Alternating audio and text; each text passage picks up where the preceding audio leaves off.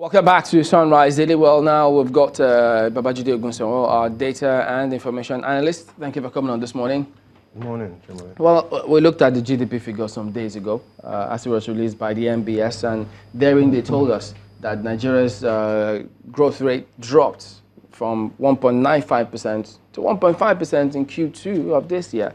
But some read it with different perspectives. How did you approach that when you saw it?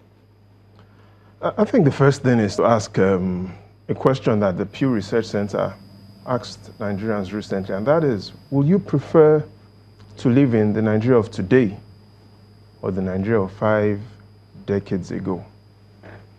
And Chamberlain, I know perhaps you wouldn't be able to answer that question about if you would prefer to live in the Nigeria of five decades ago.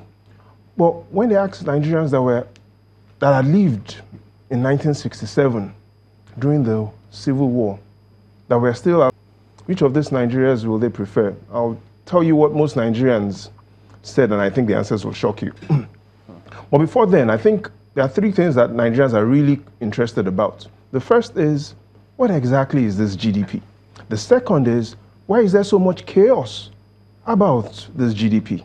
And the third is, why do Nigerians don't understand the GDP and why they don't care? So the first is, let's make this GDP simple. It's exactly what we produce, our outputs.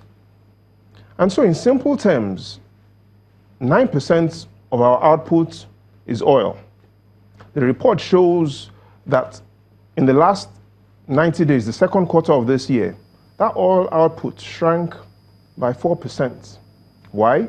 Because oil production has declined, only 1.8 million barrels compared to previous quarters where we're doing much more. That is the first. What is the second?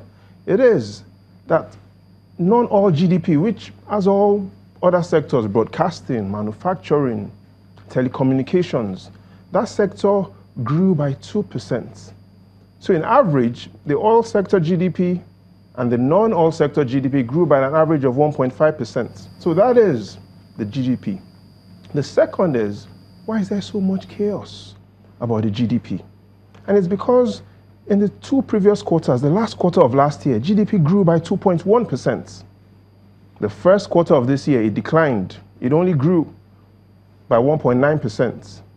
Now, are we seeing the 1.9% growth? No. This last report shows it only grew by 1.5%. So we've seen 2 consecutive quarters of GDP growth, yes, but of declining GDP growth.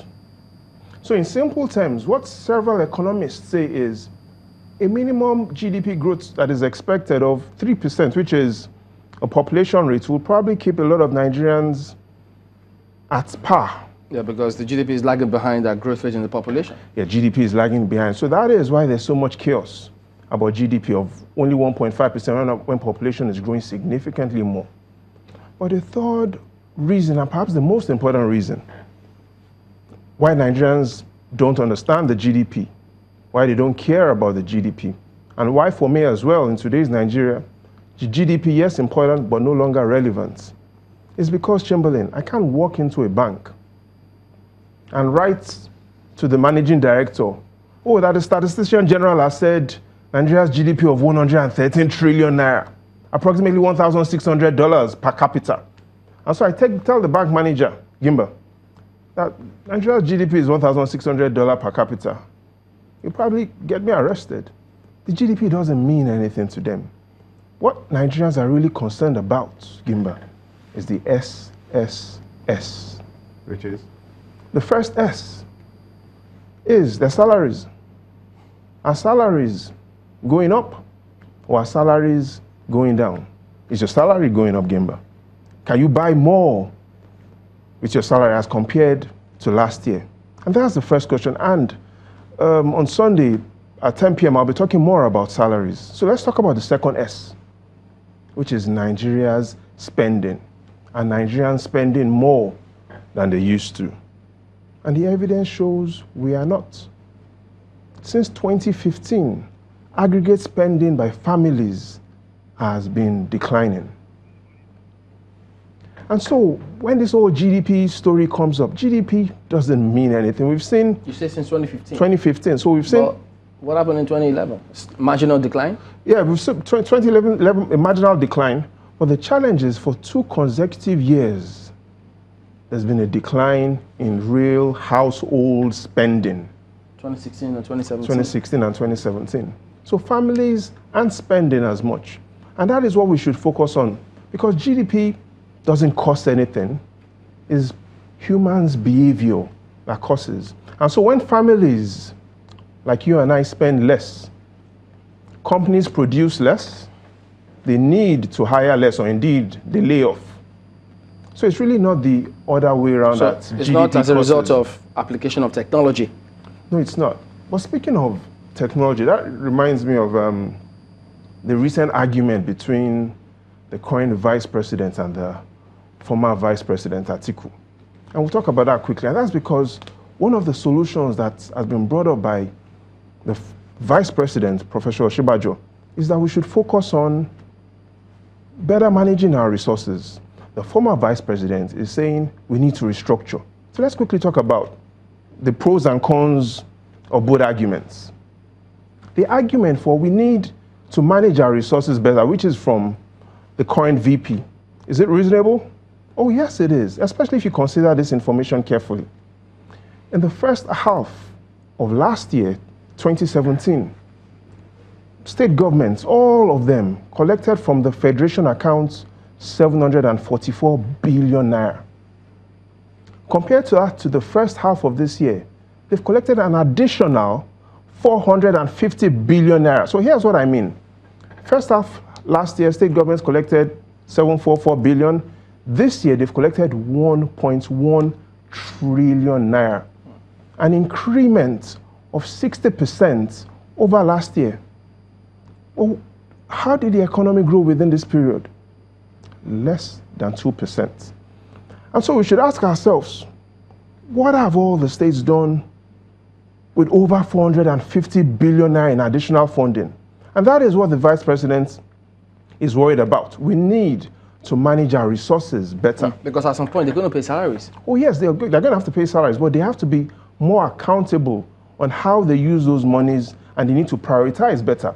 Because it absolutely makes no sense, Gimba, for you to have earned 60% more and the nation has grown by less than 2%. Can that be attributed to the political climate that we are in right now? No, it can't be. It can only be attributed to one thing: mismanagement of resources. But let's look at the other argument, Chamberlain. Which is restructuring. Which is restructuring, which is championed by the former Vice President Atiku. Now, you talked about technology. Globally, what economists say is, in today's world, 3 things make men interact better, and that's technology, our use of technology, our use of capital, and indeed, our use of land. How do we use land?